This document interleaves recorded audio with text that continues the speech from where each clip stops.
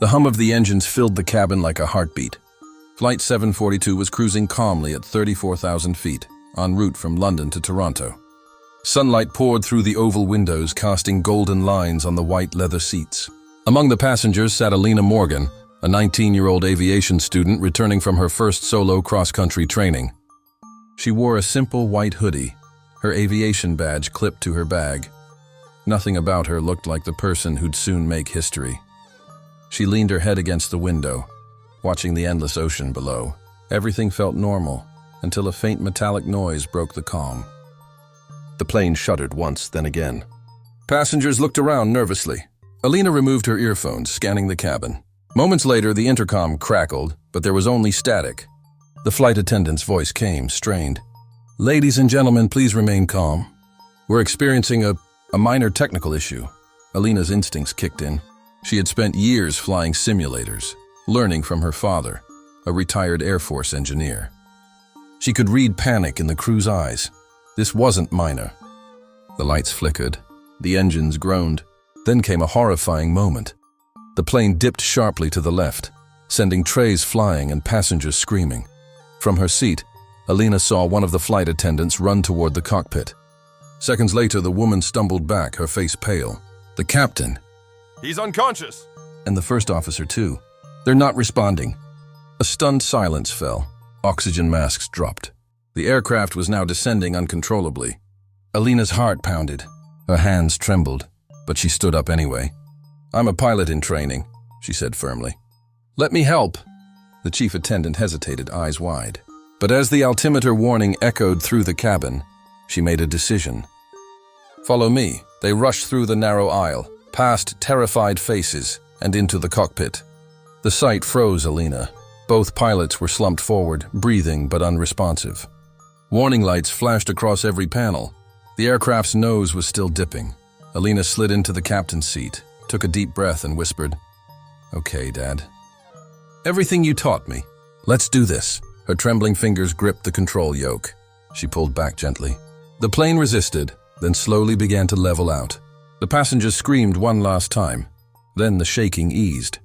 The engine steadied into a rough hum. A sigh of relief rippled through the cabin, but they were far from safe. The communication panel was dead.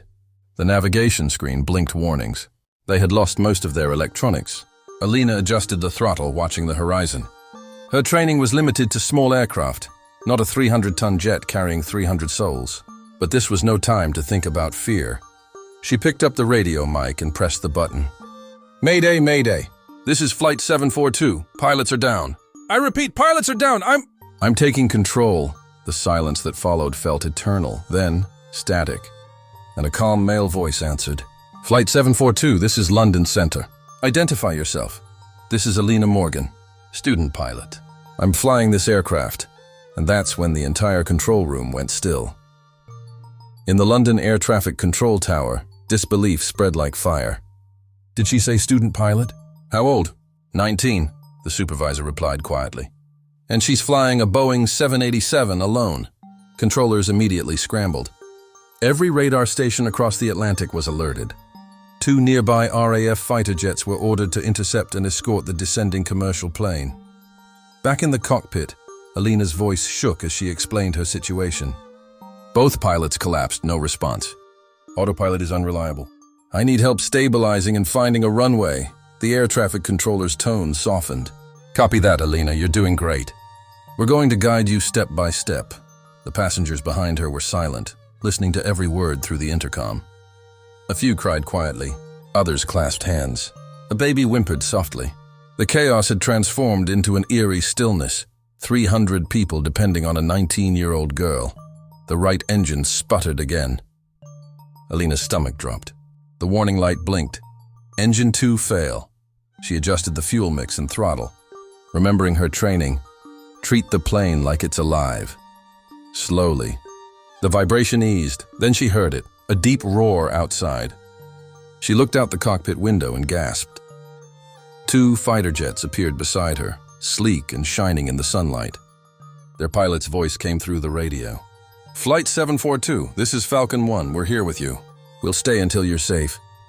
Alina blinked tears away, nodding even though they couldn't see her. Copy that, Falcon 1. Thanks for showing up.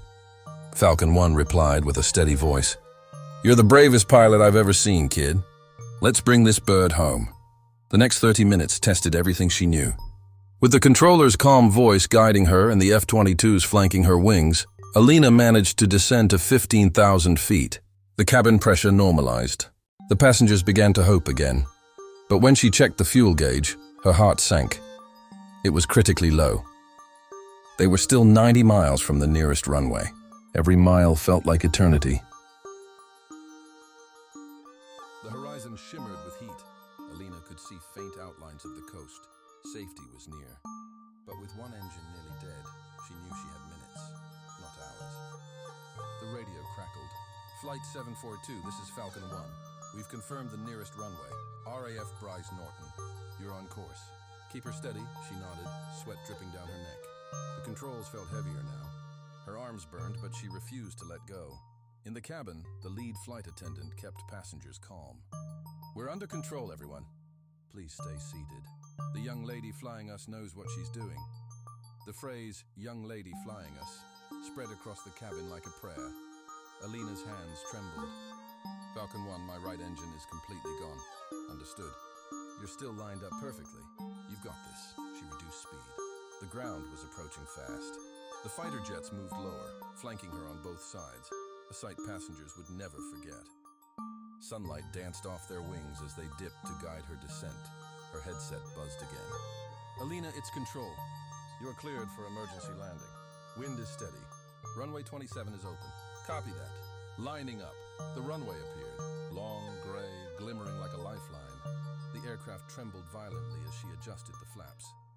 The passengers screamed when the first wheels touched down. Hard, bouncing once, twice. Then the brakes engaged. Smoke trailed behind. The aircraft screeched. Alina fought the controls, muscles trembling, eyes locked on the center line. And then silence. The plane rolled to a stop. 300 lives. Safe. For a moment, Alina couldn't move. Her hands still clutched the yoke. Her chest heaved. Then she heard it. Applause. Faint at first, then louder, echoing from the cabin behind her. People cheering, crying, hugging each other. The cockpit door opened. The chief attendant, tears streaming, whispered, "You did it." "You saved us," Alina smiled weakly. "We did it." Outside, daylight flooded the runway. The two fighter jets roared past low, wings tipping in salute before soaring away. Fire trucks surrounded the aircraft, but there was no fire. Only the smoke of tires and the miracle of survival. As she stepped out of the plane, cameras flashed.